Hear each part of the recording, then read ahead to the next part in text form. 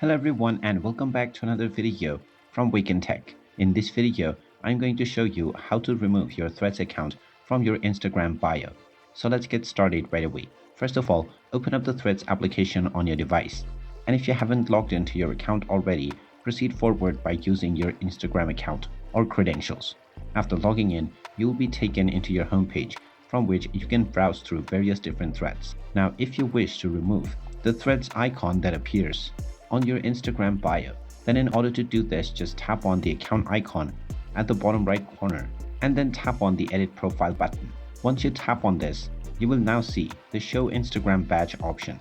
Go ahead and tap on the button in order to turn off the toggle, and now this will remove the Threads badge from your Instagram account. You can tap on the done button in order to save your changes, and now this will remove your Threads badge from your Instagram bio right away. You can come back to this menu at any point of time if you wish to change this setting back once again. And there you have it. That is how easy it is to remove your Threads account from your Instagram bio. If you find this video helpful, make sure you hit that like button and subscribe to our channel if you haven't done so already. Also ring that notification bell to never miss another update from us. Thank you for watching, and I will see you again in the next video.